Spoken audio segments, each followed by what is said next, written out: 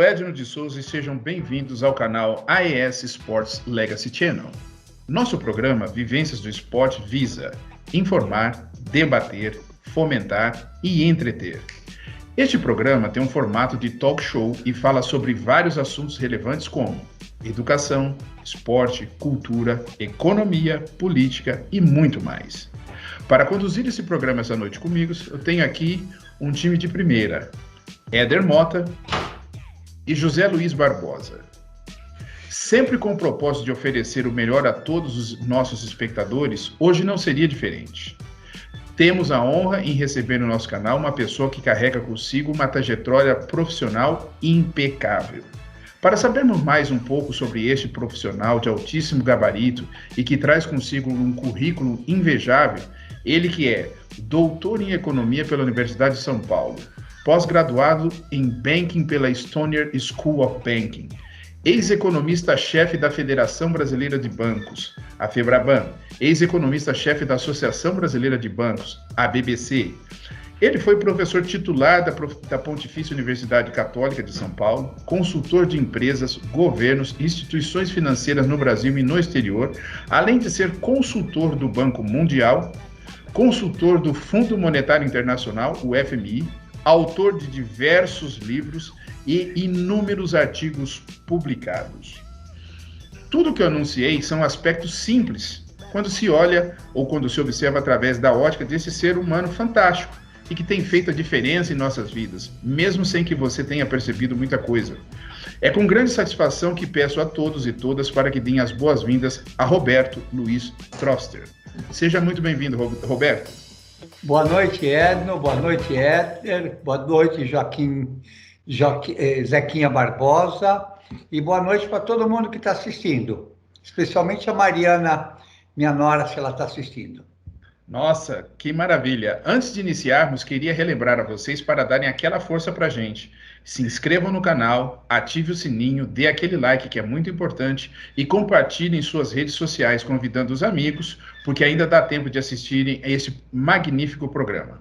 Roberto, mais uma vez, boa noite. Tudo bem? É uma grande satisfação tê-lo aqui conosco. Por favor, sinta-se em casa, fique à vontade e sinta-se livre para dizer o que pensa. Aqui a gente não tem nenhum tipo de restrição, nenhum tipo de cerceamento. Obrigado, estou à vontade. Conversei com vocês antes, vocês têm uma energia muito boa, os três. Então, tem tudo para fazer show hoje.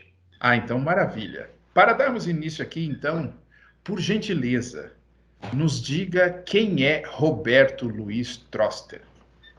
Quem sou eu? Bom, eu estou me procurando faz 70 anos, vê se eu me acho hoje, então. Eu sou economista, né? Gosto muito da minha profissão, tive a sorte que um dos meus filhos também seguiu minha carreira, o que fez me apaixonar por segunda vez pela profissão. Gosto muito do que faço e sempre gostei muito de esportes, né? Sempre, desde criança, gostei muito, assim, fiz muitos esportes, curti bastante, ainda curto, vou trabalhar e volto do trabalho de bicicleta todo dia, dificilmente passo um dia sem fazer alguma atividade física, me faz bem para a alma, bem para o corpo. E gosto muito de ler, gosto muito de escrever, gosto muito da aula. Fala a verdade, eu gosto muito. Tenho até inveja de um amigo que uma vez foi dar uma palestra, ele tem minha idade, né? E aí perguntaram para ele trabalhos, aí ele escreveu nenhum. Perguntar, mas como é que é isso, né? Falei, não, só faço o que eu gosto. Então, pena que foi ele que falou. Eu gostaria de eu poder falar isso hoje, né? Ah, não, mas segundo os físicos, tudo aquilo que despende energia é um trabalho. Isso Físicos Joule estão já errados, dizia. então. Ah, tá bom. Roberto, em primeiro lugar, prazer ter você aqui. Muito obrigado por você aceitar o nosso convite, ouvir o nosso programa. E aqui o nosso objetivo é pegar pessoas como você que têm capacidade de formar opinião, mas acima de tudo, ensinar, educar, informar, que esse é o objetivo. Então a gente queria agradecer de forma bastante humilde, né, pela capacidade que você é. Eu estudei sobre você, li, te acompanhei e realmente você é uma pessoa fantástica, de um grande gabarito. Então, é com muita humildade que eu te agradeço de coração por você aceitar o nosso convite. Eu vou fazer a segunda pergunta para você, Roberto. De acordo com o nosso departamento de pesquisa, você tem várias especialidades atléticas. Por essa razão, temos aqui duas perguntas para você. A primeira é: quando e onde foi que você começou a praticar esporte? E a segunda é: qual é a modalidade de esporte que você iniciou? Tá, então, primeiro eu queria te agradecer muito, também dizer que sou fã teu. Nos anos 80, se não me engano, você inspirando um monte de gente a correr, a dar o máximo, máximo por conta disso. Eu acho que esporte, uma das coisas que o esporte ensina é dar o máximo, a se superar. Né? Quem corre 800 metros, você tem que, são 2 minutos, né, que você tem que dar tudo e um pouco mais, né? O que você, né, se você não sai, não cai assim no fim, é porque você não deu o máximo, né? Então, eu conhecia isso. Olha, desde pequeno, assim, sistematicamente, eu só fui fazer esporte, mas gostava muito de nadar, né? Mas gostava de correr, de jogar bola, assim, não fazia um esporte de maneira sistemática, o que eu acho que é uma falha. Eu acho, incentivei isso nos meus filhos, né? De pegar uma parte, fazer parte de um time, ou fazer parte de uma equipe, né? Só fazendo uma analogia, por exemplo, a tua prova, que são 800 metros, é um esporte individual coletivo. Parece paradoxal, mas não é. Quer dizer, você treina junto com pessoas, você está o dia inteiro junto, todo mundo torce pelo outro do time. Então, é um esporte individual coletivo, o atletismo, a corrida. Mas eu comecei pequeno de tudo, sabe? O que dava, eu fazia. Normalmente nas escolas você tem futebol, basquete, beisebol também, beisebol nos Estados Unidos, quando eu morei lá. O primeiro foi outfield, né? Então, eu gostava. Eu gosto muito, assim, sempre fui amigão da turma do barulho, do esporte. Mas assim, não é que comecei, sabe? Comecei desde pequeno fazendo como muita gente faz, pega um esporte e vai direto o resto da vida. O que eu mais fui, ao esporte que eu fui mais leal foi o rugby, né? Mas bicicleta também, desde criança ando e ainda hoje, como eu falei para vocês antes, vou e volto para o trabalho de bicicleta e às vezes quando eu não posso ir de bicicleta eu pedalo uns 30 quilômetros logo de manhã cedo. Uau. Rapaz, só 30 quilômetros, pouca coisa, hein, seu Roberto? Também acho, né? Não, em Bom, seu Roberto. bicicleta, 30 quilômetros não é muita coisa, né? 30 quilômetros pedalando é relativamente fácil, né? Ah, pra Não é mim, tanto assim. meu negócio é correr, que não já falou aqui, mas pedalar pra mim não se encaixa muito bem. Roberto, você falou que você morou nos Estados Unidos e tudo mais. A gente tem o intuito de trazer as informações e também as pessoas conhecerem nossos entrevistados. Você é argentino de nascimento, mas o teu sobrenome é de alemão ou de ingleses? Eu sou argentino, né? Que nem de nascimento, e no esporte eu sou argentino, né? Ah, Se, né? Então, ó, Você e a seleção argentina, só para vocês terem uma ideia, no outro sábado, eles esperaram, minha mulher é brasileira, eles esperaram ela ir para o quarto para ele fazer o gol e eu poder, o Di Maria fazer o gol e eu comemorar, bem, sem ter que me conter. Tudo Então, friamente calculado. mas já foi chefe da delegação brasileira no Sul-Americano de Rugby, já fui capitão da seleção paulista muitas vezes, mas acho que já fui, sendo argentino, fui o primeiro professor brasileiro de economia em Angola, né? uau. Mas para esportes, aí, quando é rugby, apesar da Argentina ser muito melhor que o Brasil, em rugby eu sou Brasil, né? mas o que eu gosto, assim, a seleção argentina, o Messi, antes dele o Maradona, antes dele o Kempes, né? São todos heróis para mim, né? E em outros esportes também, né? Corrida, não sei se o Zequinha Barbosa sabe, mas a Argentina tem duas medalhas de ouro na Olimpíada de Maratona. Tem uma coisa que poucos países conseguiram, que foi entre os 10 primeiros numa maratona, ter 3 argentinos, né? Então, bom, eu sou... A pergunta é, o que eu sou? Eu sou argentino. Acho que são as duas coisas, né? Tem alguns que dizem que eu sou argentino mais brasileiro que existe, né? Mais de uma vez me falaram isso. E eu amo as duas coisas. Eu acho que todos nós, sabe quem foi Lucy, né? Aquela, nós todos descendemos de Lucy, então eu acho que todos nós, ou de Eva, para quem é muito católico, né? Que é o meu caso também, mas todos somos filhos da mesma mãe, descendemos da mesma mulher. Então, acho que não tem diferença entre uma coisa e outra. Acho que tem mais diferença entre um paulista e um carioca do que entre um argentino e um brasileiro, né? O seu sobrenome é alemão ou de alemães, ou descendente de alemães ou ingleses? É descendente de alemães o sobrenome. Troster é descendente de alemães, né? Se bem que a Argentina, como um todo, ela teve uma forte influência, né, alemã, teve também uma parte italiana, não tão forte, acho que quanto a alemã, e inglesa também alguma, ela teve todo esse contexto histórico, inclusive a comunidade judaica também, que tem muito se fala sobre o Yiddish, que se fala inclusive na própria Argentina. Isso, sim, eu diria que os mais influentes são os espanhóis, né? Sim. Os índios de lá, que já estavam na Argentina antes, especialmente no noroeste argentino. Os ingleses, minha primeira escola chamava Ranelagh Community School, né? Quer dizer, era bilíngue.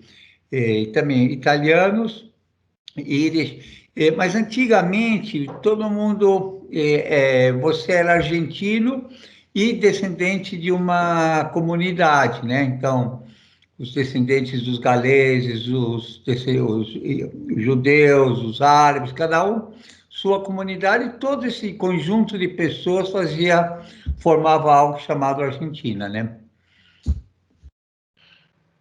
Interessante. Bom, tanto o Brasil quanto a Argentina são amantes do futebol. Você já demonstrou sua paixão pelo futebol, mas o que te levou a dedicar um pouco mais ao rugby? Eu acho que é paixão. Joguei futebol, mas é gostar. Por que eu gosto mais de speed do que de mountain bike? Né? Ou por que eu gosto mais eu gosto assim de provas de fundo, de corridas? Acho que gosto. Não tem nenhuma razão específica, né? Um time que eu joguei chamava Médio Rugby, chama ainda Médio Rugby, ainda se junta. Ainda tenho amigos de mais de 40 anos, né, que jogamos juntos e ainda a gente se cruza, junta para jantar às vezes ou para almoçar de vez em quando. Antes da pandemia, todo ano a gente tinha uma reunião e todo o time, às vezes 40, 50, 60 pessoas juntando, bebendo, fingindo que ia fazer um jogo, mas um jogo bem avacalhado, né, assim, né?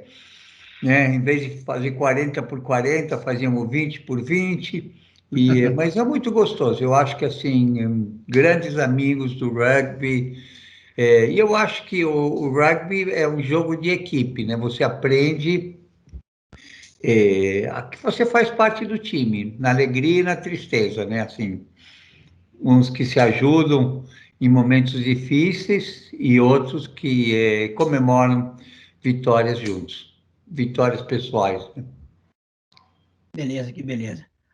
Então, Roberto, você acabou de falar aí, né? Acabou de citar antes a questão de Brasil e Argentina, como é que aqui, América do Sul, etc e tal.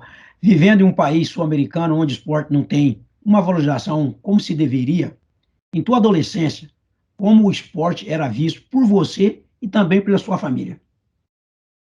Olha, do lado assim da minha família, quem gostava mais de esporte era eu. Assim, meus irmãos começaram bem mais velhos a fazer. Eu gostava de esportes, né? Gostava de rugby, gostava de andar, de fazer passeios longos de bicicleta, de correr. Então,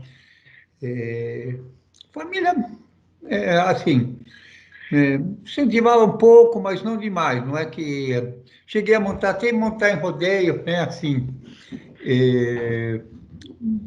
nem apoiava, nem atrapalhava, né? Não era assim, vai fazer que é muito bom, mas também não, né? E eu sempre fui muito independente, então eu gosto do que faço, né? Olho pouco o que os outros acham né, e faço.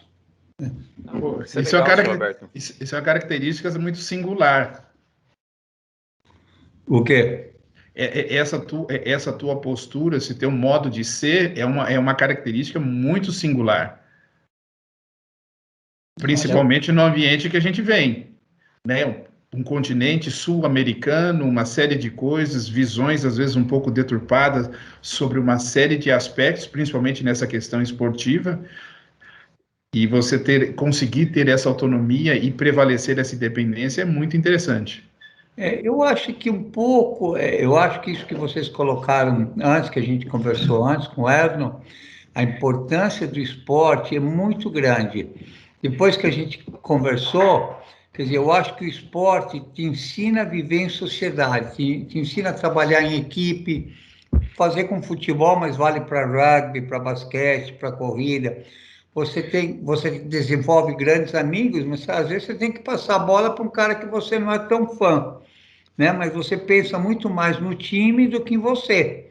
Quer dizer, é muito mais importante o time ganhar, né, do que você não prejudicar alguém que você não gosta tanto. Quer dizer, então, te ensina time, te ensina determinação. Quer dizer, você tem que ter objetivo, você tem que fazer, você tem que ser perseverante, você não consegue ser um bom atleta treinando no fim de semana. Você tem que fazer isso todo dia, com sono. Eu me lembro uma época que eu estava solteiro, como todo solteiro às vezes gosta de sair à noite um pouquinho, chegar tarde, para não perder a hora de manhã, eu voltava para casa, me trocava, parava o carro na porta da Atlética e dormia no carro, porque eles me acordavam e já ia treinar, né? Então, Tá vendo, Zeca? Uma coisa boa pra você fazer com seus atletas aí fora. Aí assim ninguém mas perde te treino. ensina isso, o esporte te ensina assim, a você ser determinado, a você pensar no time, assim, você se relacionar com pessoas, aceitar as imperfeições alheias e aceitar as próprias imperfeição.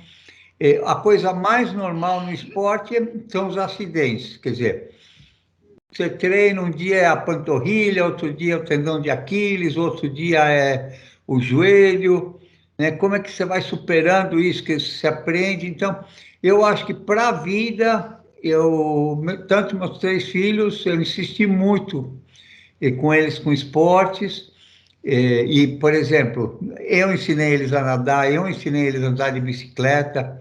Acho um absurdo um pai que paga uma escolinha de natação.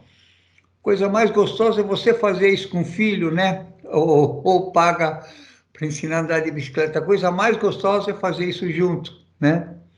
Então, eu acho muito importante. Acho que se eu tivesse que, assim, que escolher uma outra faculdade ou esportes, eu diria esportes 1000 vezes, né?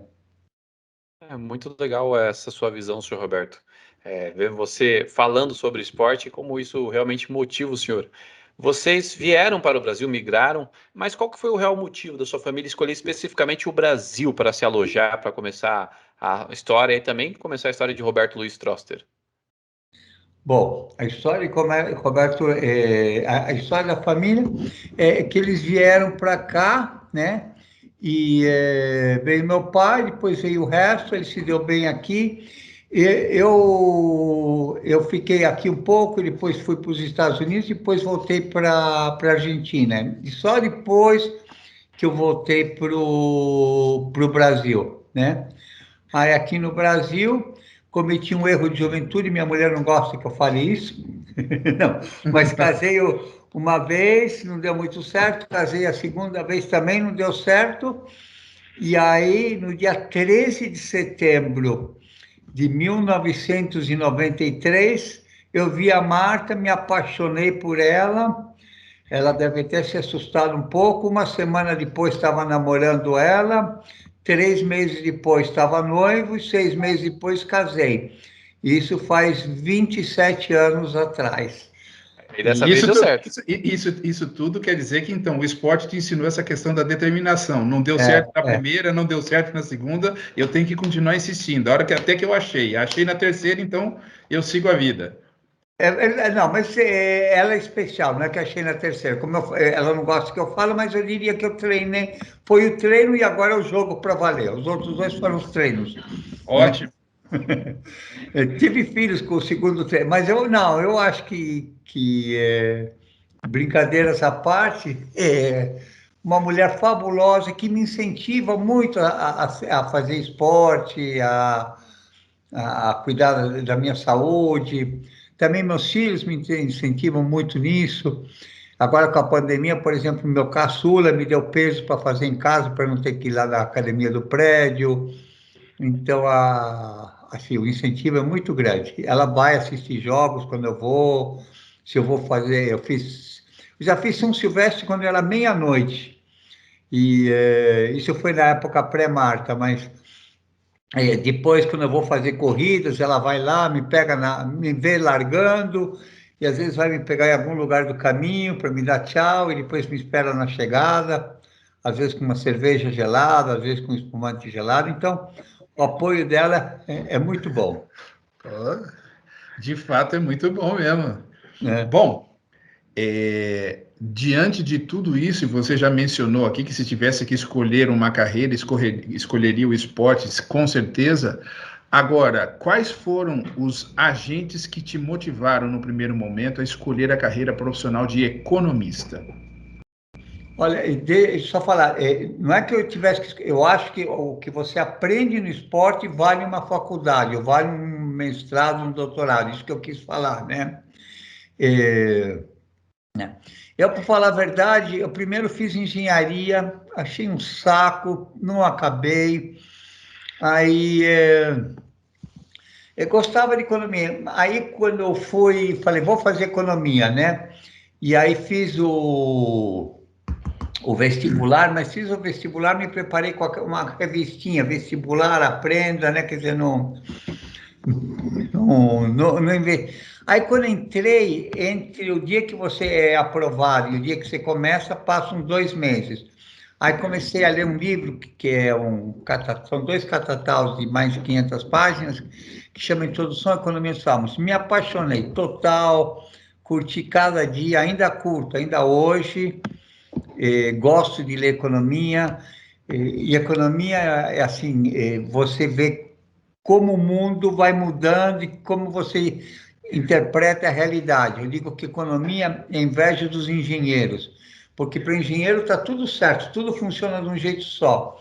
O que é uma boa explicação para o Brasil de hoje não era boa 10 anos atrás. Quer dizer, é ver essa mudança na realidade, como é que você interpreta isso e como outras pessoas interpretam. Então, eu gosto muito do que eu faço. Uma das minhas grandes alegrias profissionais, assim, surpresas, quando eu fui trabalhar num banco, logo no primeiro dia, você só pode ler o jornal até as 10 da manhã. Como? Eu sou pago para ler o jornal, você imagina? E quando você lê o jornal, você está vendo o que está acontecendo na economia, na sociedade. Achei o máximo, né? Como se alguém falasse para mim, você só pode tomar 3 cervejas por dia. Que beleza. Poxa, Roberto, você está levando a gente para aquele caminho que é o propósito desse programa, que é educar, ensinar, né, informar. E, Roberto, como excelente professor que você você poderia nos dizer também, aos nossos espectadores, de maneira bem simples, duas coisas. A primeira pergunta é, o que é economia? E a segunda pergunta é, qual é a sua origem? Você poderia nos informar, educar a gente nesse sentido? Com prazer. Então, economia, o termo vem da Grécia. A primeira vez que usaram esse termo economia foi em 400 antes de Cristo por Xenofonte, depois Aristóteles escrever. E aí, qual que era a origem assim da palavra? Era como é que nomos são regras, o ambiente, né? Como você administra o ambiente. Hoje, economia de maneira geral estuda como que a sociedade procura seu bem-estar, quer dizer, quais são as variáveis importantes, né? Como é que você consegue, com a mesma quantidade de recursos, ser mais eficientes, né? Então, fazendo um paralelo com o esporte, como que você, Zequinha Barbosa, desculpa, consegue, com o tempo que você tem com o teu atleta, otimizar o treino dele, né? Otimizar a performance dele. Um economista faria isso com a sociedade, com regras, com gastos, com esse tipo de coisa. A segunda coisa é como você consegue aumentar o bem-estar para todos, né? Uma sociedade como a brasileira, a americana, a argentina, são dezenas de milhões de habitantes. Como é que você faz com que você consiga, entre aspas, o máximo de felicidade para eles? A terceira coisa que você tem que focar é como é que você torna a sociedade mais resiliente, mais fortalecida para enfrentar choques. Aqui a pandemia mostrou isso. E, por último, sustentabilidade, quer dizer, como é que você faz com que isso continue? Como é que você faz que a sociedade, que o mundo que a gente entregue para os nossos filhos seja pelo menos igual ou melhor ao mundo que a gente recebeu dos nossos pais.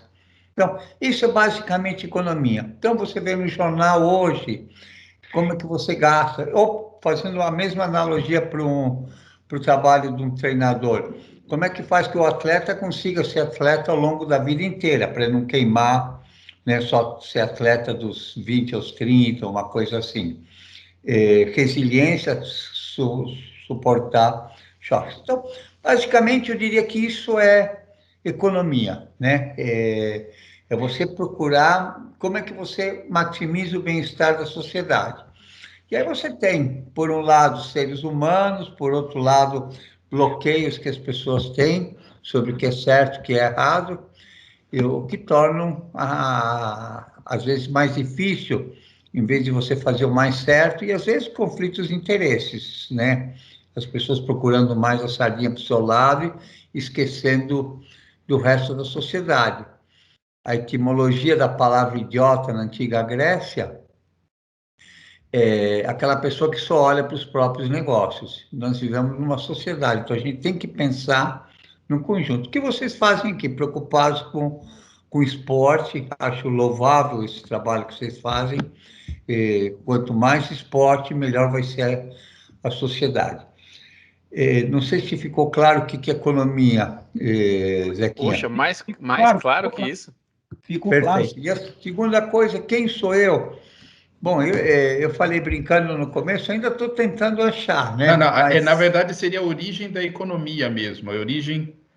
Ele acabou falando que foi, né, na Grécia, né? Na Grécia, Exato. mas antes da Grécia, na Babilônia, você tinha a economia, no Egito você tinha economia, fizeram as pirâmides, a Babilônia você tinha desde o Código de Hammurabi, né, falando sobre como que você tem que...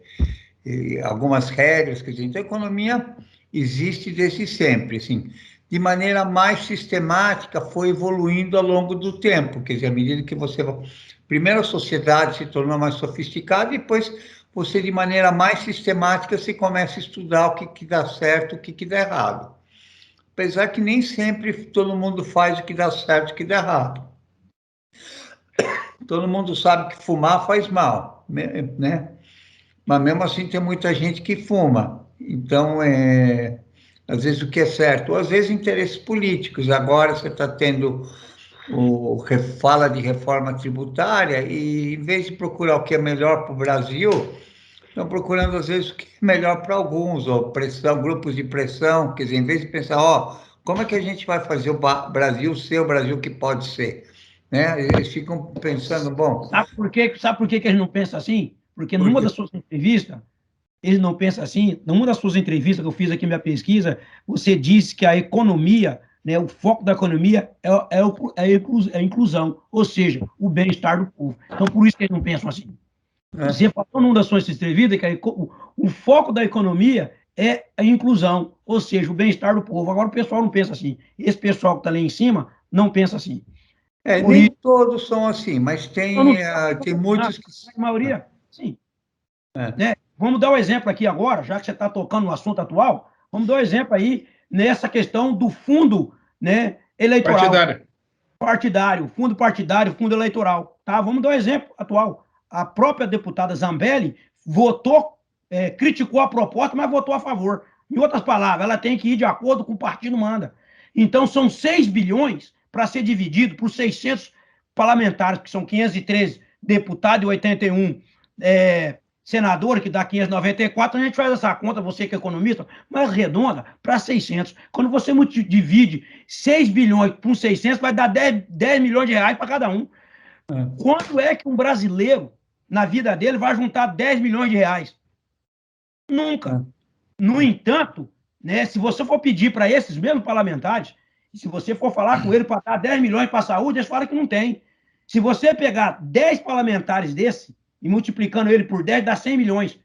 Para se fazer uma escola decente, como tem aqui nos Estados Unidos, como manda todo o processo educacional, uma escola, que eu digo, de decente, com boa educação, com infraestrutura, com quadra poliesportiva, com pista, com integral o dia inteiro, com biblioteca, com classes de multimídia, com curso, enfim, como se manda. 100 milhões, se você pega 10 deputados desses, que ganhando 10 milhões do fundo eleitoral, né, que vai fazer uma escola dessa.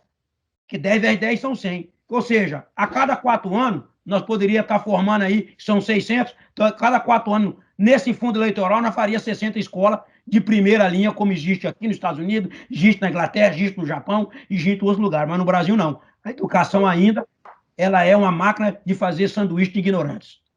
Eu concordo com você, gostei muito do que você falou. Eu só acrescentaria que tem escola boa aqui, mas é privada, para poucos. Tem algumas escolas assim. Na Suécia, educação básica é a mesma para todo mundo. O cara mais rico da Suécia e o mais pobre da Suécia vão para a mesma escola. O que é mais justo? Somos todos iguais, por que uns já começam indo para uma escola melhor do que outra? Mas quando você fala da Suécia, a gente precisa entender um contexto. Enquanto em 1800 e alguma coisa, Swedenborg já era notável, já estavam aplicando na Suécia escola para todos, o Brasil estava relutando para abolir os seus escravos. Então, olha, isso é meio verdade. O primeiro país do mundo a pôr ensino fundamental obrigatório foi a Argentina. E tinha mais coisa com Sarmiento. Todos os alunos na Argentina, pelo menos até poucos anos atrás, iam com um avental branco por cima. Todo mundo tinha que ir para a escola com avental. Então, você podia vir com uma roupa muito feia, muito linda, todo mundo ia igual. E terceiro, eu acho que a vontade de mudar. Eu acho que países, da mesma forma que filhos, um dia vão dormir. Você tem teu filho que vai dormir um menino um dia, no dia seguinte, ou uma menina, né? E no dia seguinte acorda como um homem ou como uma mulher. Então depende da gente querer que isso aconteça. Colômbia está fazendo isso, Portugal fez isso, Espanha fez isso, e a gente pode fazer isso. Quer dizer, a gente tem que, sabe, juntar. E eu acho que é irresponsabilidade também nossa que a gente dá o governo do país para os políticos. Não, quem tem que pedir o país somos nós. Eu acho que o maior erro, o maior custo que teve no Brasil e na Argentina a ditadura é que toda essa geração não participa ativamente na política. Eu gostei do que o Zequinha Barbosa falou, como ele falou com intensidade. Isso devia ser de todos nós. todos nós devíamos ter esse tipo de sentimento, e eu acho que a cabeça é a primeira parte. Todos nós queremos, você não dá esse espaço para o político, mas se ninguém não está nem aí, então faz o que quer, né? Quem cala, consente. Mas é Realmente, isso, o motivo Troster. da gente estar aqui debatendo contigo, tendo essa oportunidade para trazer essas coisas até para que a audiência também comece a se posicionar nesse aspecto. É. Não, realmente, É. a sua fala é fantástica, do Zequinha também. Agora já são aí 8 horas e 36 minutos. Muito obrigado pela participação de todos que estão aqui conosco. Senhor Troster, a gente tem o intuito de informar, entreter e tudo mais. Você está dando uma aula de economia. Só pela sua fala, eu fiquei tentado a ler mais sobre a economia. Eu falei, pô, economia agora tá com os olhos. Vi diferente a economia. Mas a gente vive numa sociedade que deturpa as coisas. A gente compra o que não precisa com dinheiro que não tem para agradar quem a gente não gosta, né?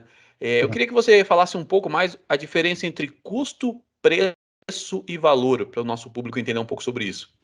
Bom, o preço é quanto que você paga para comprar ou para vender uma coisa. O preço é quanto dinheiro você despende. Custo é quanto que você gasta para produzir alguma coisa, né? Ou se você é um lojista, quanto que você pagou para o determinado item. Depois você tem custos indiretos. Se você tem aluguel, alguma coisa, você atribui custo. Isso é custo, né? E valor é uma coisa subjetiva.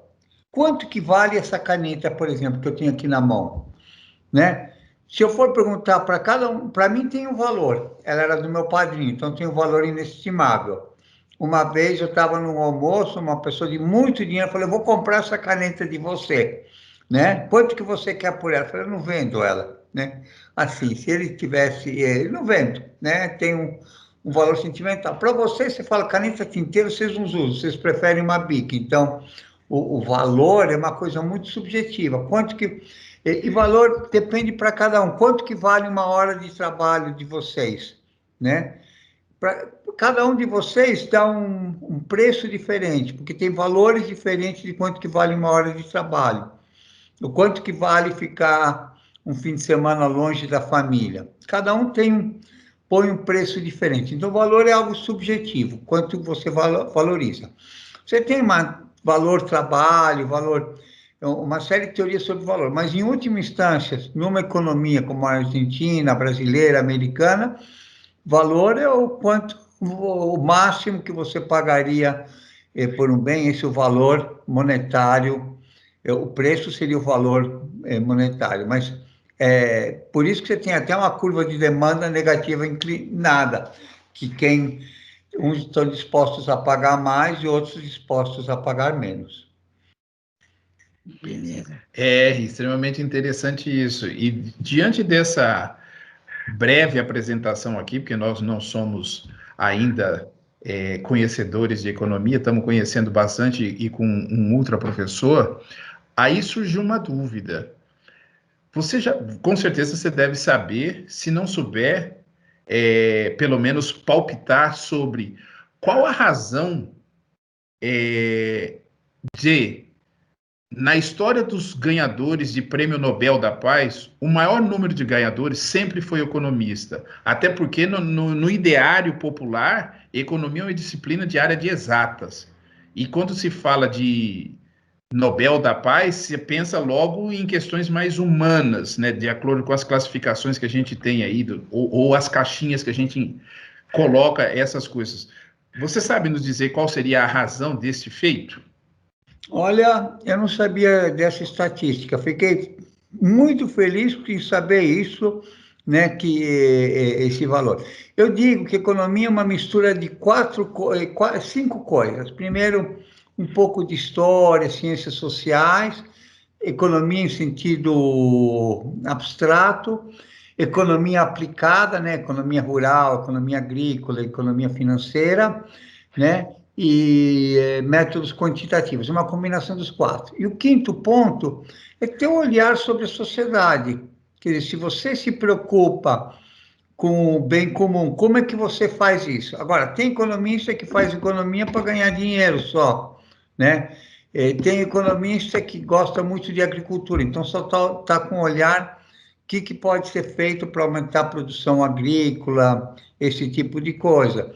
Tem gente que está preocupada com a economia urbana, como é que você faz as cidades melhores. E tem economistas que estão preocupados com bem-estar, né? O livro, por exemplo, de macroeconomia, o economista que ficou mais famoso no século passado, Keynes, o livro mais famoso dele chama Teoria Geral do Emprego, da Renda e dos Juros, quer dizer, põe o emprego como primeiro lugar, que você tinha aquela crise dos anos 30, o que você fazia? Eu não sabia disso, gostei, Edno. Você vê que a gente sempre aprende com quem sabe mais, né? Bom, então nós estamos no lugar errado, então, né? Que o local de fala que eu fiz só fui fazer uma pergunta, né? E queria saber se você entendia isso.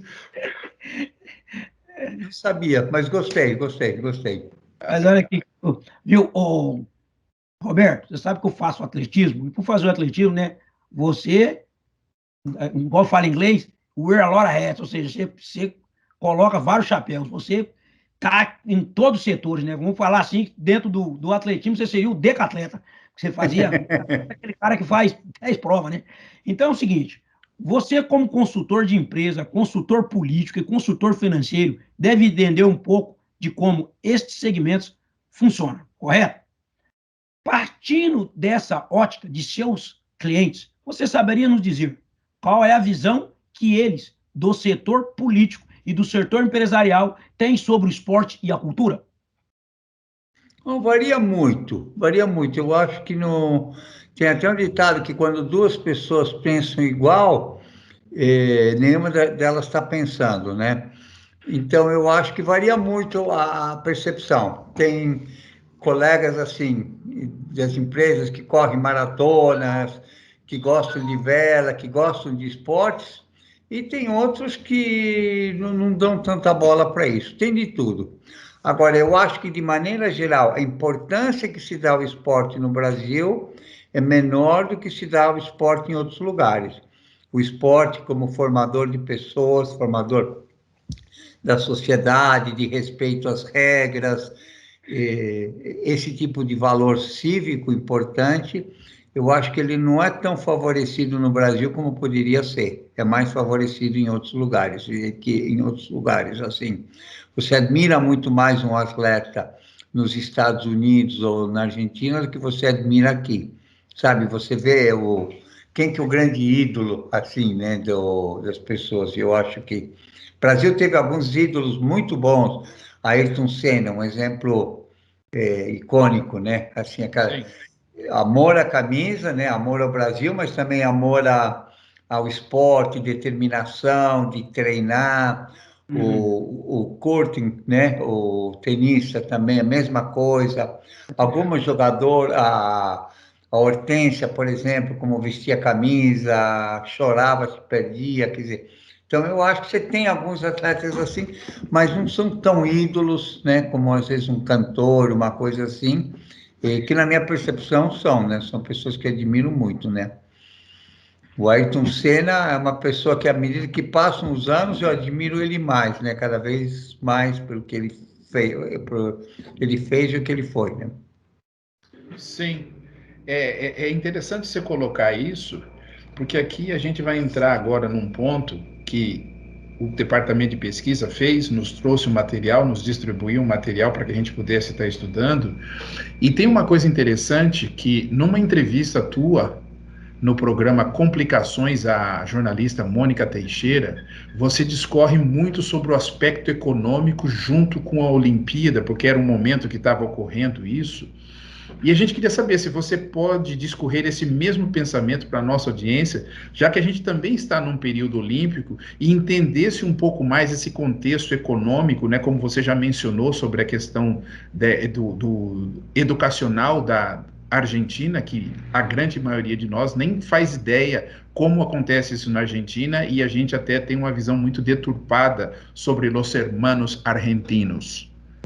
Bom, primeiro, três coisas, né? Primeiro, eu acho que a nível do que devia ser a Olimpíada, eu acho que devia ser fruto de um trabalho de base, né? Assim, você pratica esporte no país inteiro, os melhores vão sendo selecionados, E aí os top competem na Olimpíada. Eu acho que isso é o que deveria ser.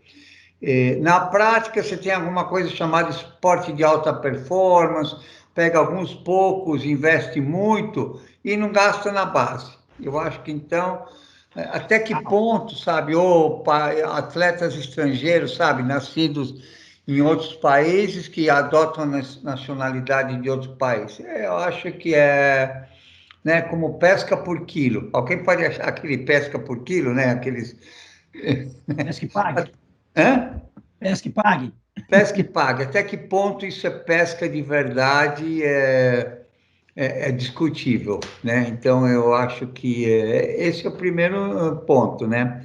O segundo ponto é custo-benefício. Você vai gastar mais, gastou muito em estádios, em uma série de coisas, e não é esse o objetivo do esporte, é uma comemoração. Se você tem dinheiro sobrando, como alguns países, como o Japão tem, como Estados Unidos tem, fazer uma Olimpíada faz sentido.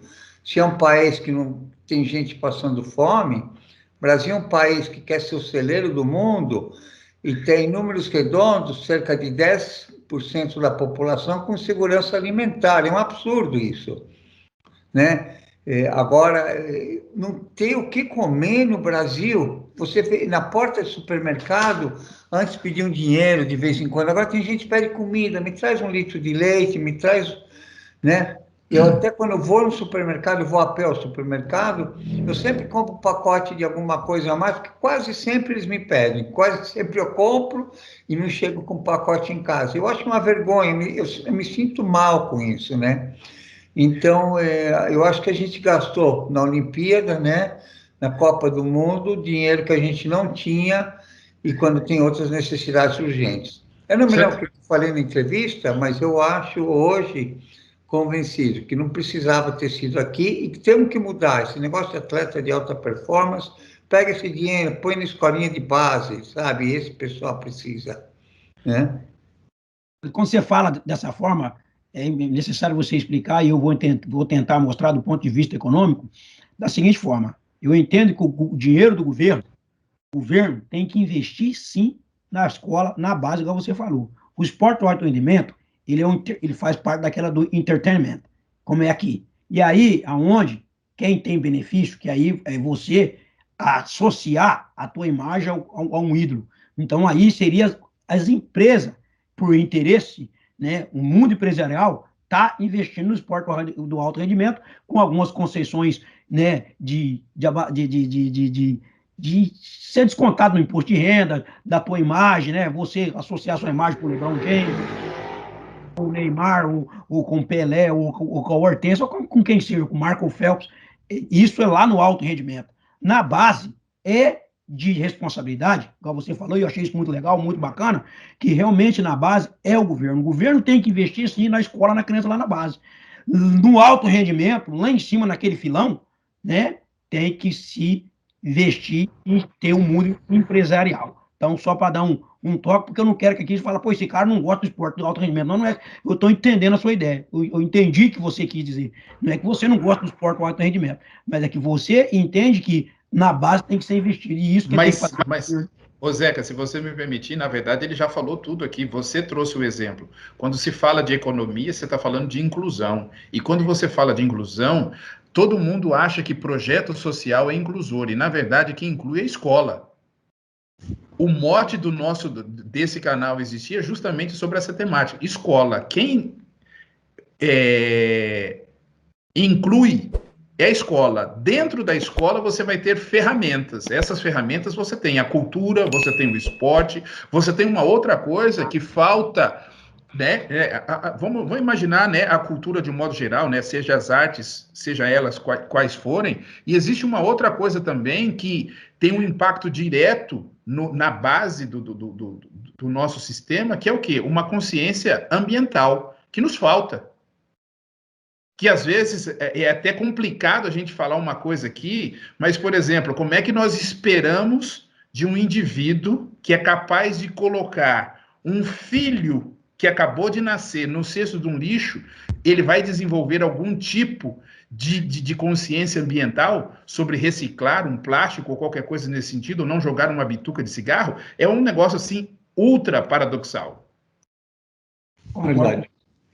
Não, mas gostei, o complemento, Zequinha, foi bom. Foi bom o complemento, né? Então, Mas Roberto, o ponto mais importante é que a alta performance deve ser resultado e não causa, né? Não Exato. deve ser consequência, não tem que ser a causa da Olimpíada, né? E paradoxalmente, você vê que na Olimpíada, boa parte das medalhas do Brasil é gente que veio do nada, não é gente que, sabe, que investiram muito, né, no judô. Eu gosto de ver, quando eu vejo as medalhas, eu vejo quem veio da onde, né, e por que chegou lá, né? Então, é bonito ver isso, ver as histórias de quem está por trás, né? exato.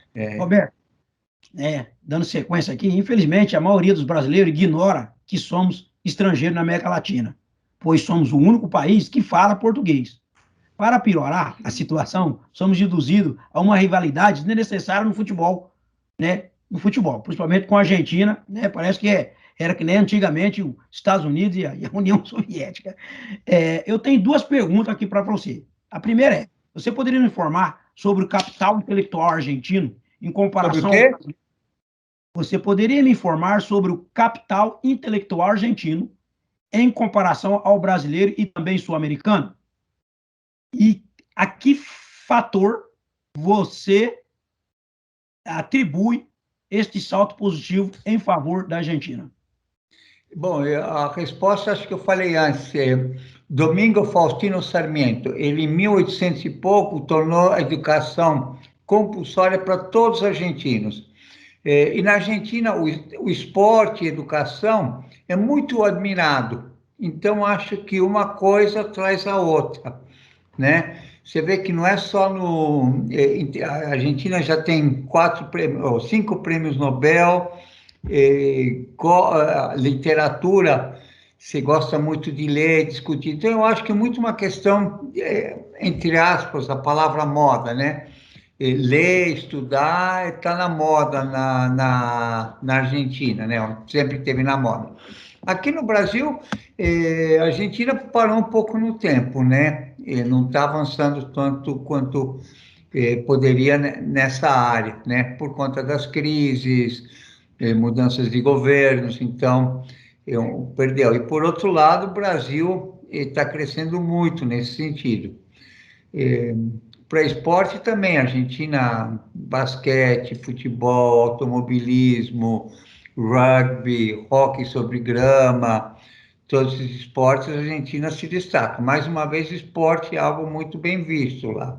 As pessoas fazem, sabe, fazer parte de um time é bom. Eu acho que, assim, eu poria nas escolas, né, mais do que por educação física, eu mudaria o nome e chamaria esporte, né? Fazer o aluno praticar um esporte, ou basquete, aquela primeira pergunta que vocês me fizeram, né? Ou jogar basquete, ou jogar futebol, ou fazer atletismo, ou natação, pegar um esporte e fazer, porque você cria todas aquelas coisas que eu falei antes, né? Determinação, você faz laços muito fortes.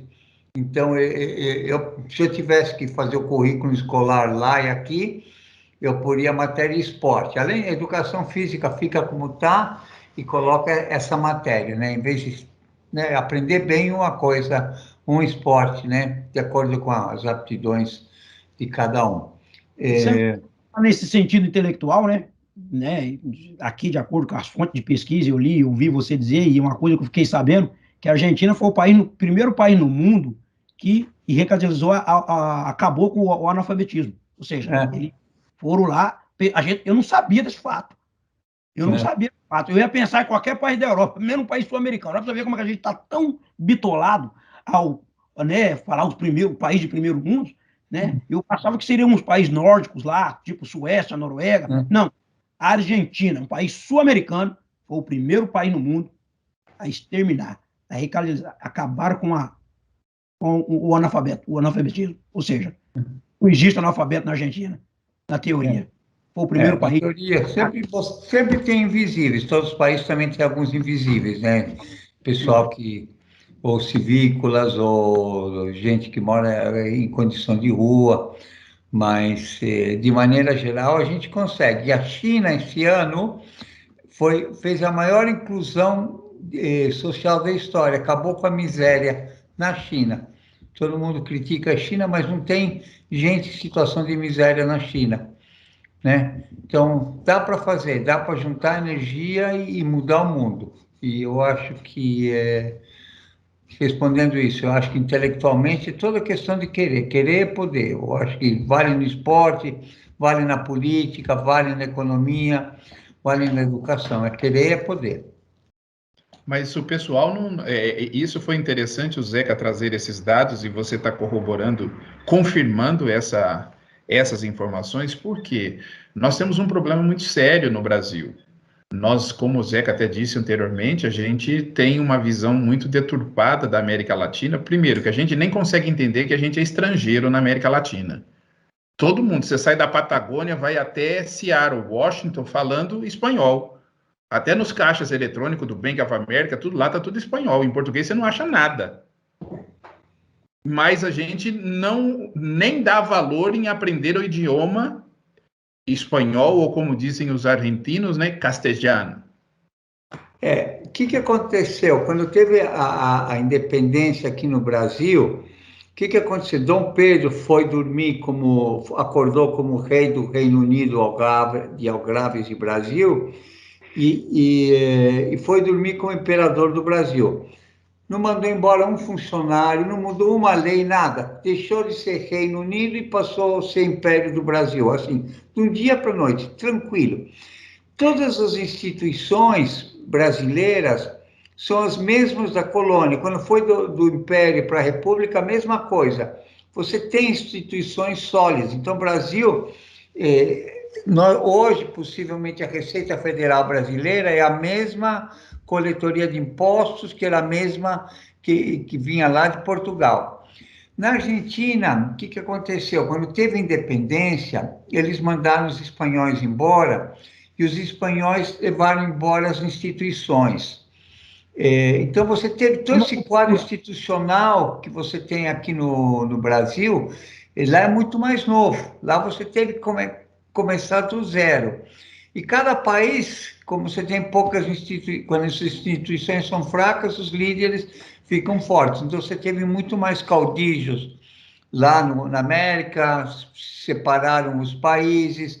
Então, por outro lado, o Brasil, você vê que tem um território tão grande e um só Brasil. Quer dizer, do Iapoque ao Chuí, você vai, né, a língua, você conseguiu manter um bloco unido. E no resto você tem a mesma língua.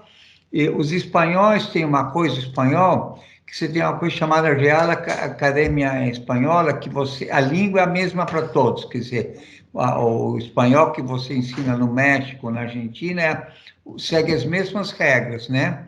Diferente, por exemplo, do português do Brasil, português de Portugal, eu fui dar aula em Angola, eu sofri as primeiras 2 semanas, não entendi o que eles falavam, né? E eles até davam risadas de algumas expressões que usavam. Então, você tem um Brasil, por outro lado, uma coisa só, e América Espanhola, o resto, ficou uma série de países, né? Alguns se deram melhor, outros pior, mas, né? Então, eu acho que isso explica um pouco a origem, se você olha no passado, isso explica um pouco, né? Legal a sua fala, Roberto. Bom, vocês estão assistindo aqui o grande Roberto Trosser conosco hoje, entramos ao vivo às 8 horas. Você que está aqui conosco, deixa nos comentários o que você está achando dessa entrevista, e lembrando que você pode compartilhar ela com os seus amigos.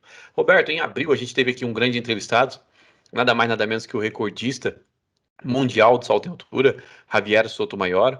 Ele comentou algo bem legal, né? Ele falou que a delegação cubana, a média intelectual dos atletas era o segundo ano da faculdade, segundo ano do superior, do universitário. De acordo com o seu entendimento, como poderíamos resolver essa equação aqui no Brasil, já que ainda estamos muito aquém do que deveríamos ter na educação nacional? Olha, eu acho que educação é um trabalho de longo prazo. Você tem hoje no Brasil uma educação muito injusta. educação superior é gratuita nas universidades públicas, e aí um aluno numa universitária custa 12 vezes mais caro que um aluno na escola primária. E quem vai nas universidades públicas geralmente tem renda para pagar e não precisa pagar. Então você começa pelo financiamento. Segundo é investir nisso, é falar, ó, eu quero fazer isso. Tem país no norte da Europa, são chamadas economias vikingas, Noruega, Dinamarca, Finlândia, Suécia. O que eles fizeram no final do século passado? Eles viram que eles não tinham nem território, nem riqueza natural, investiram em educação. Você começa a investir em educação, você consegue mais gente estudando, mais gente que dê valor ao estudo, aquilo que o Zequinha Barbosa falou para nós há pouco, sabe? Em vez de gastar em fundo eleitoral, gasta em escola. Começa a fazer isso, começa a colocar isso como prioridade. Não falar.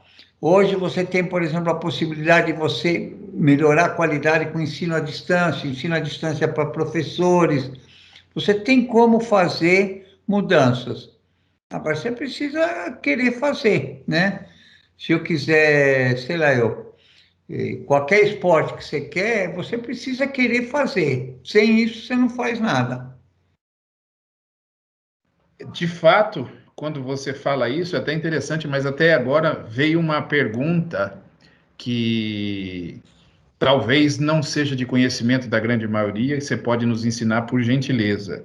Como que nós, como sociedade, que vivemos, de certa forma, até enganados por um sistema, ao ponto do que, se a gente levantar uma enquete aqui, talvez eu seja até taxado de mentiroso, mas você sabe melhor do que eu que existe uma grande mentira chamada 13º. Ele não existe.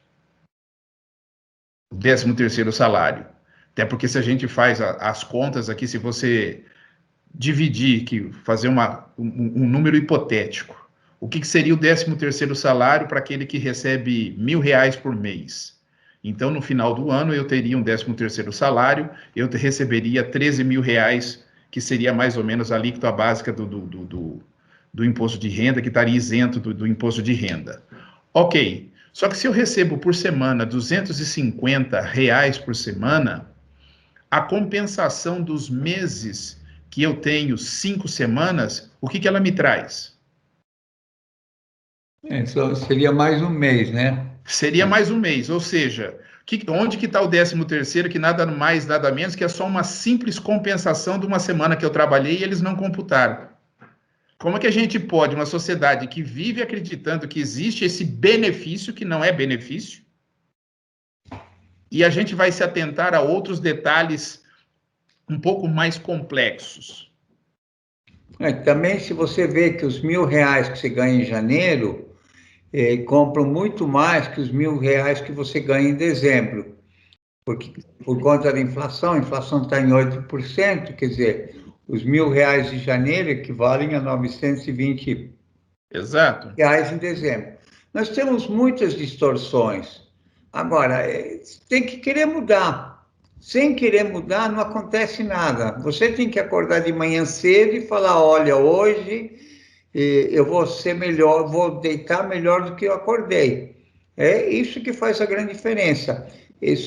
Para o país, a sociedade como um todo tem que querer mudar e pressionar por mudanças, senão você não vai ter mudanças. Nós vamos continuar batendo na mesma tecla.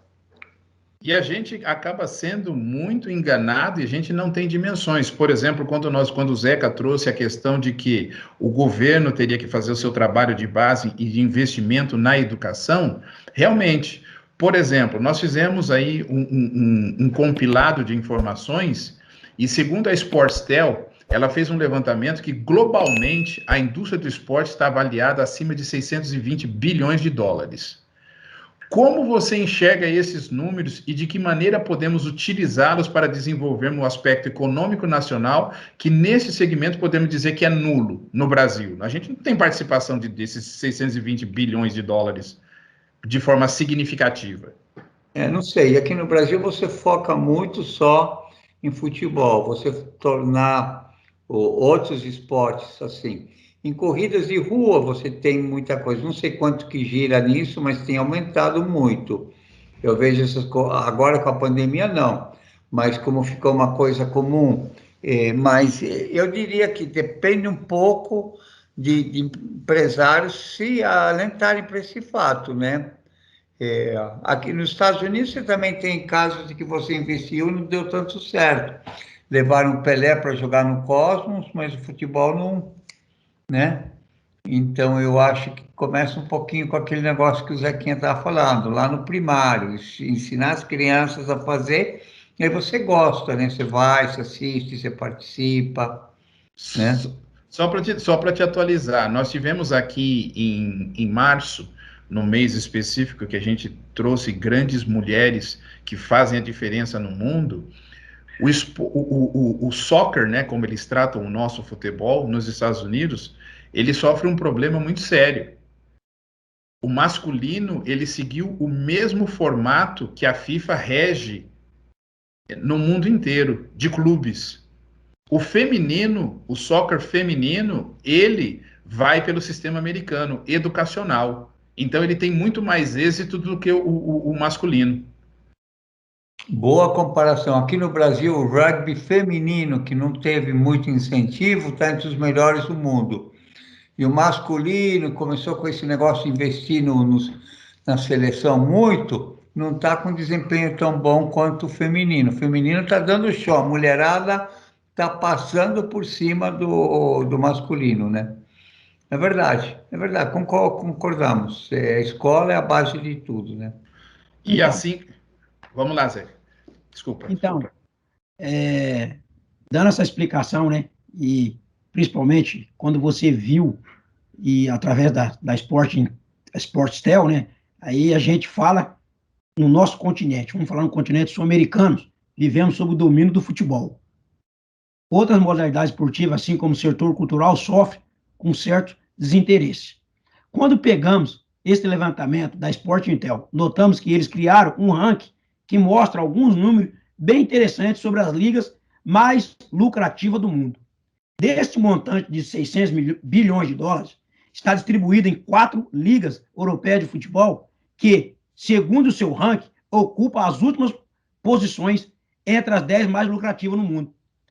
Agora, Roberto, em tua opinião, por que, né, empresarialmente, nunca houve um olhar atento para o segmento esportivo como negócio e no nosso país, no Brasil, já que você é um consultor empresarial e político? Por que não se pensa desse jeito na questão empresarial? Porque quando você olha, você pega o futebol, o esporte mais popular no mundo, e, no entanto, não é o mais lucrativo. A gente foi atrás dessa estatística, a gente foi atrás dessas fontes, e a gente vai falar logo na frente sobre isso daí, mas eu queria especificamente saber da tua opinião, por que empresarialmente nunca houve um olhar mais atento para o segmento esportivo como negócio no Brasil, já que você faz consultoria empresarial e política também. Bom, são duas coisas. Uma, você olha o esporte, os empresários do Brasil como um meio de propaganda. Então, você tem que algumas empresas patrocinam times de futebol, times de outras coisas mesmo, mas tem patrocínio. Não olham o esporte como negócio, mas sim como marketing. Segundo é pegar isso e fazer isso um negócio. Quer dizer, falta alguém começar a pensar o esporte como negócio em si mesmo, não como uma ferramenta de marketing, né? E você tem, quer dizer, hoje um estádio bem organizado, você tem algumas tentativas aqui, mas não é uma coisa que engatou segunda, não é uma coisa que pegou fogo, assim como as fintechs, as health techs, algumas coisas pegam fogo. No esporte isso não aconteceu ainda, né? Beleza. Roberto, o Zequinha falou dessas questões dos números, vou passar para você um pouco desses números. A UEFA Champions League, ela arrecadou 2 bilhões, está na 9ª posição.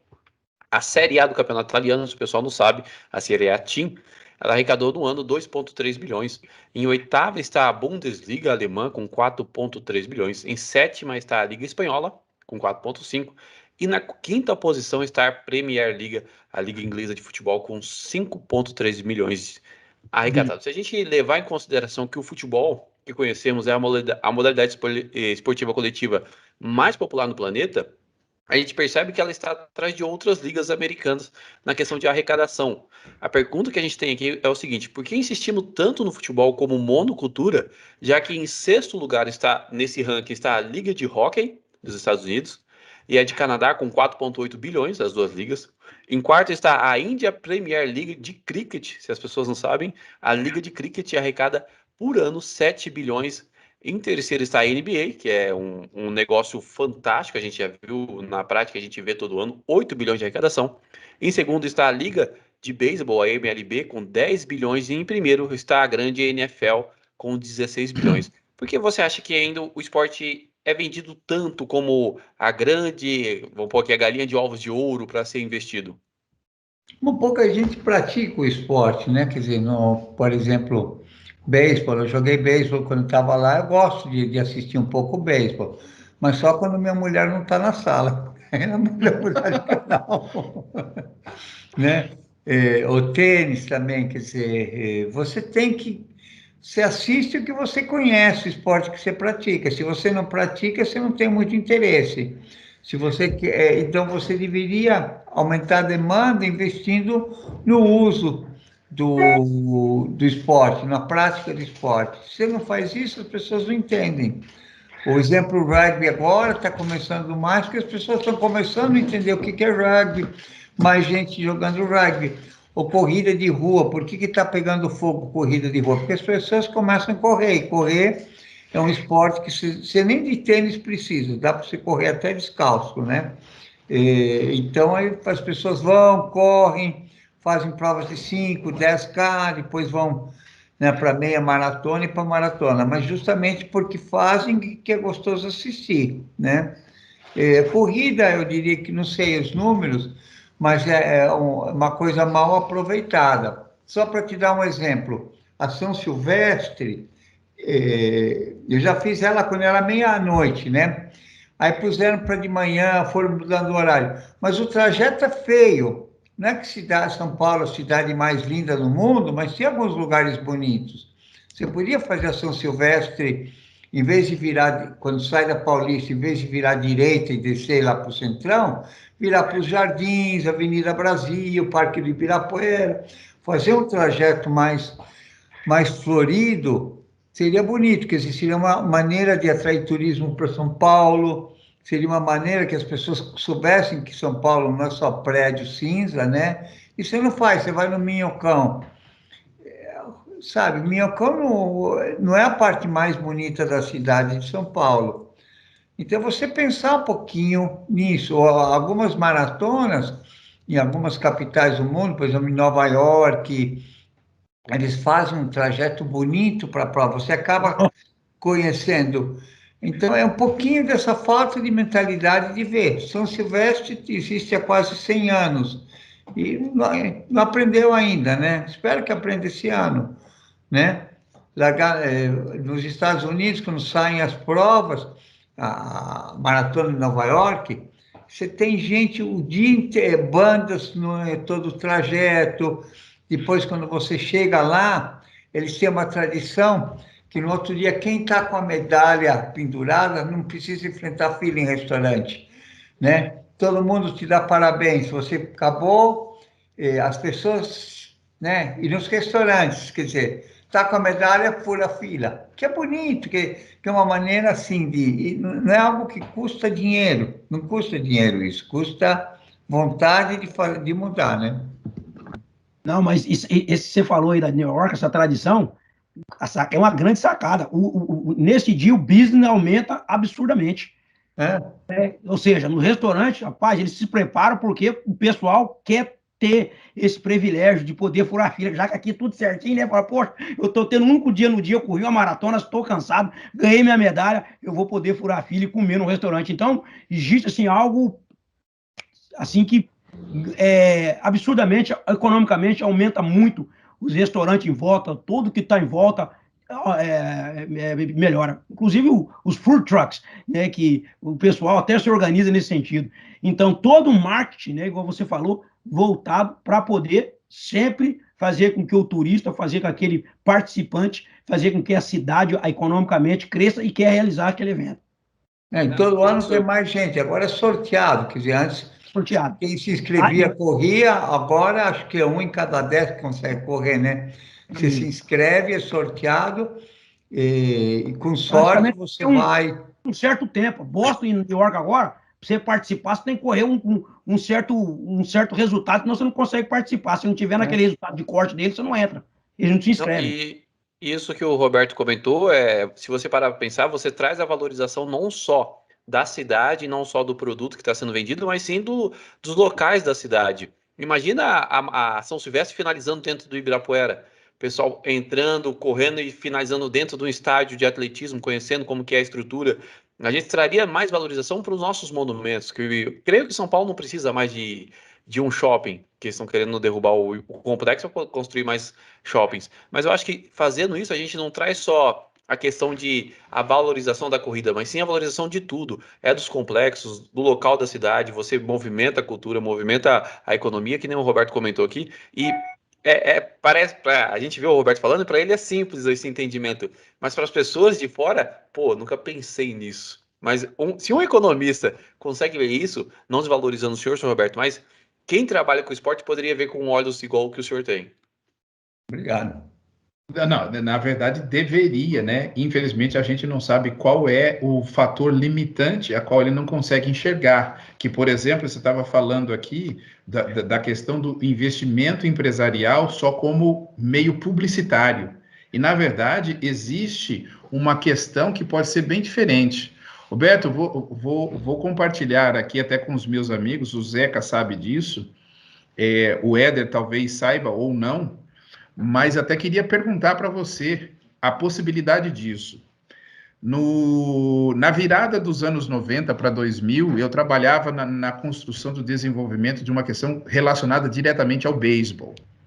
Inclusive, foi somente na década posterior, na década de 2000, 2007, que a gente começou a engatilhar isso, onde a primeira equipe de beisebol profissional dos Estados Unidos foi para se instalar no Brasil. Naquela época, início dos anos 2000, eu tentei me reunir com alguns colegas seus de profissão para ver, e queria saber a tua opinião agora, é uma questão mais de curiosidade. Qual a possibilidade de viabilizar uma liga, seja ela de qual esporte for, dentro do mercado de ações, de stock market, ou seja, as empresas teriam que abrir os seus capitais e estarem participando diretamente da bolsa de valor para que isso tivesse uma consistência um pouco mais substancial nesse mercado, não só essa visão publicitária. Bom, primeiro, em marketing, você fala dos 4 P's, né, em inglês.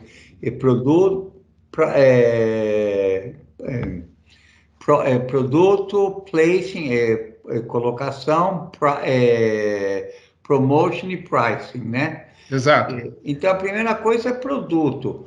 Um exemplo, o basquete da Argentina. O basquete da Argentina era meia boca. Aí, de uma hora para outra, mudaram as regras, fizeram uma liga toda bem organizada, tudo, o basquete bombou. Então, basquete argentino, tanto que ganhou ouro na Olimpíada, ganhou dos Estados Unidos, e foi só o resultado de você fazer um bom produto. Então, a primeira coisa que você tem que fazer é um bom produto. Sim. Né?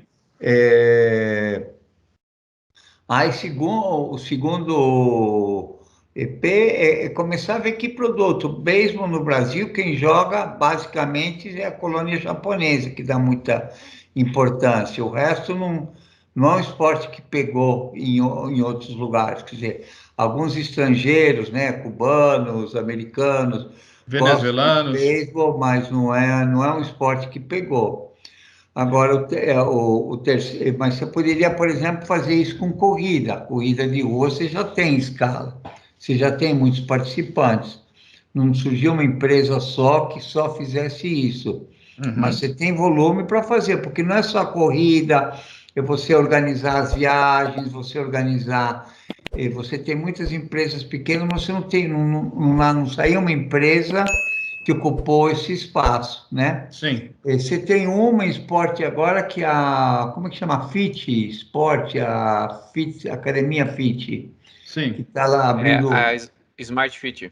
a Smart Fit, que está abrindo capital na bolsa, tudo, mostrando que você tem esse potencial. Está captando mais de 2 bi, um número absurdo na bolsa para fazer mais academia. Então, você tem um potencial, né? E aí promover, né? Saber promover com as Uhum. pessoas certas. Smart Fit entrou com uma campanha de preços muito agressiva, né? Foi o terror de muitas academias, esvaziou muitas academias, fecharam muitas outras academias por conta da Smart Fit, um modelo de negócio bem feito. Então, eu diria que você primeiro tem que fazer o esporte bem, depois tem um bom modelo de negócios, né? Sim. Fazer o que Smart Fit fez. Mas tem espaço. Tem sim. Interessante, não, isso foi mais ou menos pensado, porque quando foi colocado, existe sempre o foco no futebol, no soccer que a gente conhece, e a gente fez uma continha aqui no momento que a gente teve. Você pega as 4 ligas que estão dentro desse ranking da Sporttel, ou seja, você tem os 10 primeiros colocados, desses 10, os 4 últimos são o soccer, como a gente conhece, e somando esses 4 últimos, né, no caso da Bundesliga, da Champions League, da La Liga Espanhola, da Premier League, todas elas só ultrapassam em 400 milhões a NFL nos Estados Unidos, que só está lá. E a gente não buscou. A NFL tem 16 bilhões todas essas ligas juntas dá 16 bilhões e 400 milhões. Então, quer dizer, por que a gente também não está buscando desenvolver algo no futebol americano, no próprio beisebol, que também movimenta 10 bilhões de dólares por temporada, para que a gente possa estar diversificando no alto rendimento e também conseguir fazer um trabalho na base, que é um fator importante, o investimento na educação, que deve ser o primordial dentro do país, para que a gente desenvolva a condição socioeconômica. Eu acho. Mas você vê que, por exemplo, o futebol americano também não pegou aqui no Brasil. Trouxeram, investiram, o Corinthians fez um time. Você Mas sabia nunca que, você sabia que o time não é do Corinthians? sabia, só usa o nome Corinthians, assim. Então, esse licenciamento, mas você sabia que ele é o esporte terrestre que mais tem peso dentro do Esporte Clube Corinthians? Não sabia. Para você ver, se ele tivesse um pouco mais de apoio, com certeza superaria o nosso. Agora, esportes dependem também de pessoas que queiram fazer acontecer. Um bom Exato. time depende de um bom técnico e de um bom capitão. Sem um bom técnico, você não consegue. Você pode pegar os melhores jogadores do mundo, pôr num time, e você põe jogadores médios com bom técnico, o time com bom técnico ganha. Time é conjunto, né? Sim. Então, voltando para a tua pergunta, também precisa ter gente com vontade de fazer acontecer, né? De acordar de manhã cedo e falar, ó, eu vou fazer uma empresa só de corridas, vou fazer uma empresa, né? É fazer isso, mas espaço tem para fazer, né? Você vê que o Rock in Rio, por exemplo, que é um evento musical brasileiro, foi exportado para outros países o modelo, né? Então, Exato. é fazer. Roberto, quando se fala de economia, parece algo de outro mundo. Ao menos para nós que não estamos familiarizados com toda aquela terminologia que, entre os economistas, vocês chamam de economists. Você poderia nos dizer quão diferente estaria a nossa situação econômica social se tivéssemos um processo de educação financeira no currículo escolar nas escolas no Brasil, assim como o desenvolvimento intelectual, se tivéssemos um esporte com o meio educacional e a cultura também? Bom, vamos por partes. Primeiro, eu acho que na questão de educação financeira, tem a parte de você simplificar a vida. Hoje, no Brasil, por exemplo, só usando educação financeira, você tem taxa mês, taxa ano, quer dizer, você tem que padronizar as coisas, como se a gente fosse medir pesos, de uns a gente mede em polegadas e de outros a gente mede em libras. Não dá. Tem que ser uma linguagem só. Então, eu acho que educação financeira, primeiro, tem que começar em definir a língua. né? Então, eu acho que a gente tem que simplificar as coisas, quer dizer, é uma parafernália de números e coisas que só confunde. Então, focam como se a culpa fosse só de quem está do lado do tomador e não do aplicador. Então, essa é a primeira questão. Mas ajuda, óbvio, mais educação melhor. Idem com esportes, mas é melhor e de qualidade. E hoje, como você tem ensino à distância, você pode fazer os cursos nas escolas, uma aula só, você replica para 5.700 municípios que o Brasil tem. Você consegue fazer isso, então dá para fazer. Mais uma vez, se alguém no Ministério dos Esportes falar isso é importante, ou alguém no Ministério da Educação falar isso é importante, vamos fazer, né? Uhum. Beleza, beleza, Bom, beleza. Roberto, de acordo com um ex-agente da NSA, Agência Nacional de Segurança, John Perkins, em seu livro As Confissões de um Assassino Econômico, ele conta que as organizações das Nações Unidas, Unesco, Unicef, nada mais são do que ele chama de os elementos da política da boa governança, estabelecidos por seus agentes diretores, que são o FMI e o Banco Mundial. Você sendo um ex-consultor desses dois bancos, você poderia nos dizer se essa colocação do John Perkins corrobora com essa política de subjugação das nações através do endividamento? Não, eu acho que você consegue. Tem dois tipos de dívida: tem dívida boa e dívida ruim. Dívida boa é aquela que quem empresta e quem toma emprestado sai ganhando. Dívida ruim é aquela dívida que só um dos dois ganha ou que às vezes que nenhum dos dois ganha. Então não é questão de se endividar, é se endividar bem, com propósito. Você faz uma dívida, por exemplo, para comprar uma casa, aí você vai gastar menos do que você gastaria de aluguel e teria uma casa no final do processo. É uma dívida boa. Se você, em vez de ter que viajar de Uber todo dia, você consegue um financiamento de carro barato, né? Então, você consegue gastar menos e ter mais. Quem emprestou dinheiro também empresta e recebe de volta com juros, e você estimula a produção. Então, eu acho que a questão não é ou dívida ou não dívida, a questão é dívida boa ou dívida ruim. Acho que está mal posicionado o problema, né? É dever bem, dever com propósito. O que que é bom, o que que é ruim? Você faz um financiamento com um automóvel para sair no fim de semana, isso é uma dívida ruim. Você faz um endividamento para comprar um automóvel para ir trabalhar, visitar clientes, isso é uma dívida boa. Então, vê um pouquinho, ele está mais preocupado com a responsabilidade dos empréstimos, né? É interessante você colocar isso, porque quando a gente faz uma análise, felizmente a gente teve já a oportunidade de ir para alguns lugares. Por que que em muitos países, principalmente os latino-americanos, os mesmos produtos que você encontra em outros países são extremamente mais caros do que seja nos Estados Unidos ou no Japão ou na própria Europa? A que fator se dá isso? Por que que o custo, ou sei lá, o que pode ser chamado aí, o valor dessas coisas, ou o preço desses produtos, ainda que sejam todos commodities, são tão caros? Ao preço de um carro ser, às vezes, 10 vezes mais caro do que um outro local. Eu não sei se o valor é 10 vezes, mas é muito mais caro, isso sim. Aí são três coisas. Primeiro, tributação. Você tributa muito mais aqui do que em outros países. Você faz tributos, faz tributos indiretos em vez de fazer tributos diretos.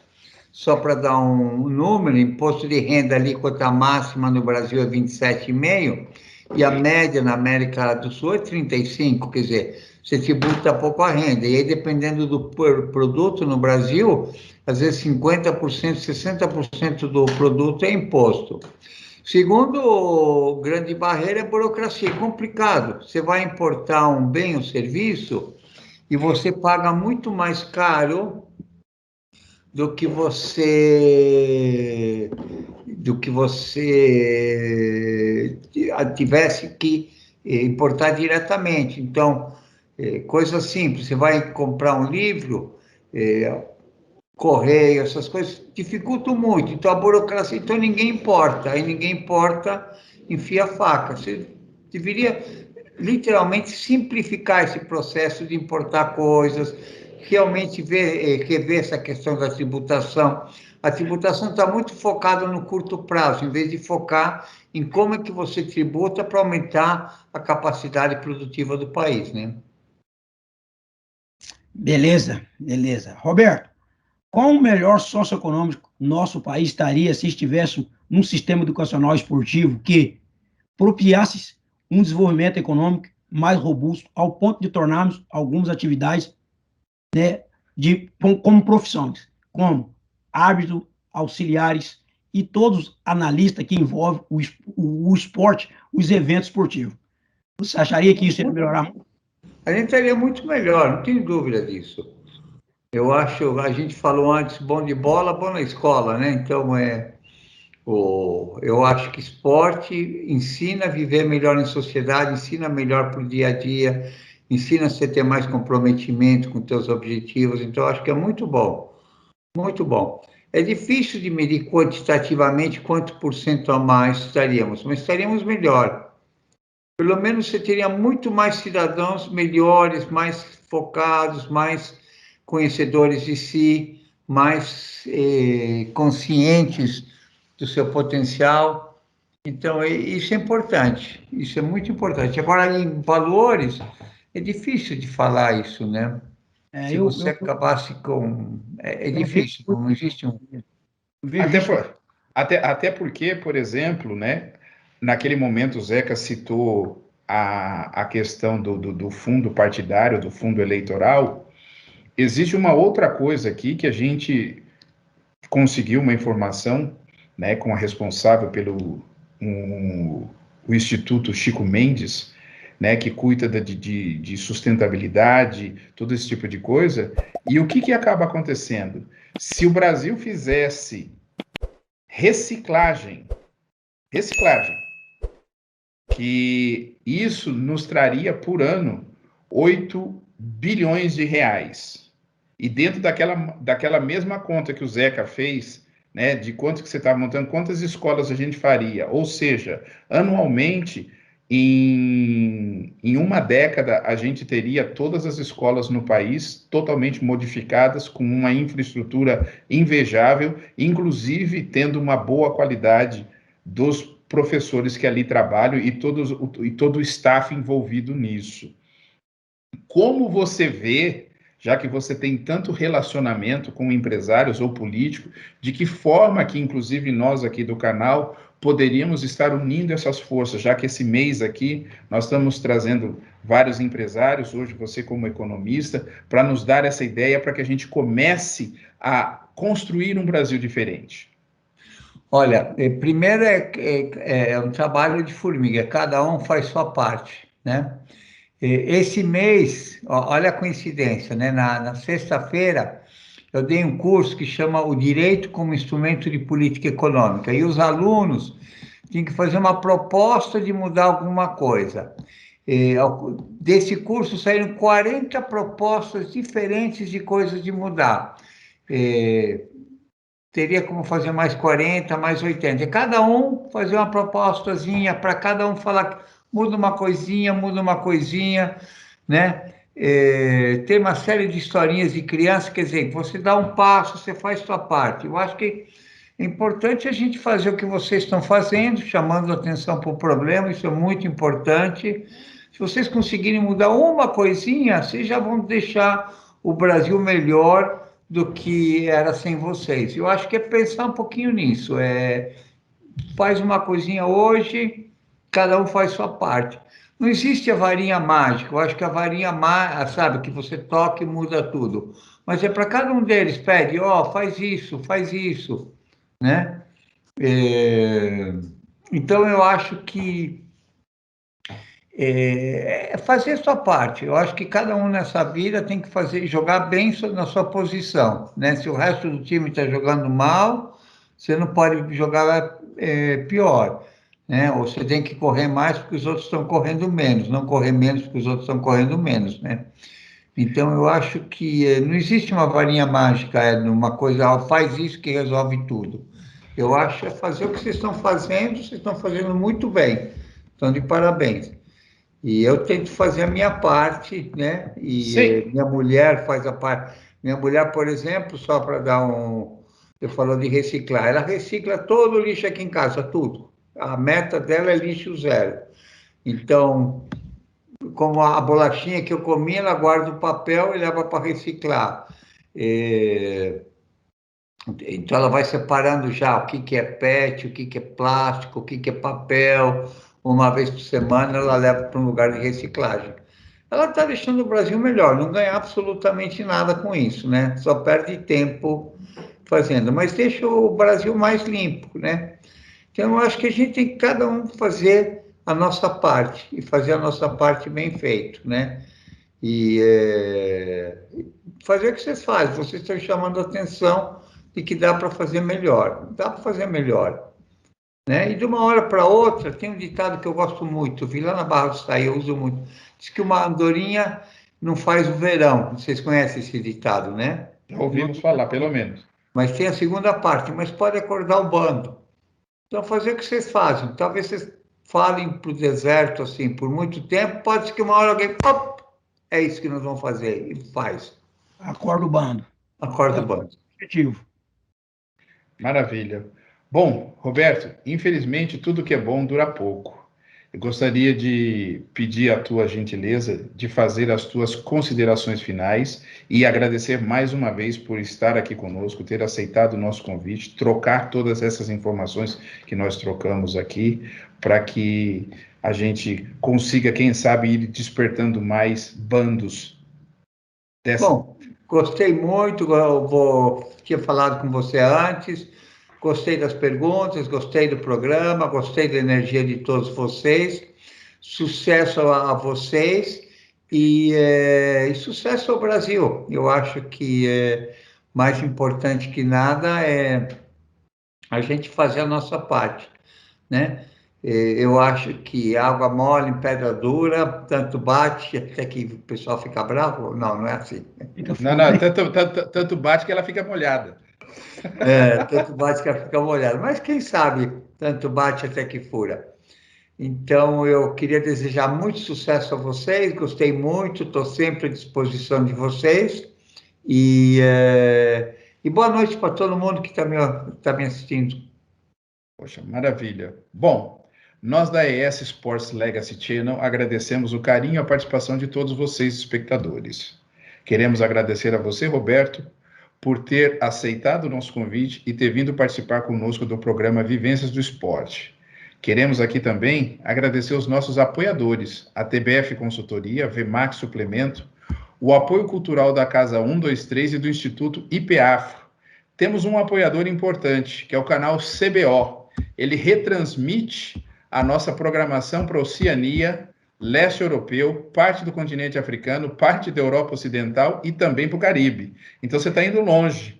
Através daqui a gente está indo longe. Sempre com o intuito de informar, debater, fomentar e entreter, o programa Vivências do Esporte deseja a todos e todas uma excelente noite de descanso e uma semana cheia de realizações e boas reflexões sobre tudo que foi apresentado nessa noite. Mas não fiquem tristes. Na próxima segunda-feira estaremos de volta com mais um convidado de destaque. Para saber mais, se inscrevam no canal, ative o sininho, dê aquele like que é muito importante e nos sigam nas redes sociais, que estão aqui na descrição dos vídeos. Mais uma vez, boa noite e até a próxima segunda-feira.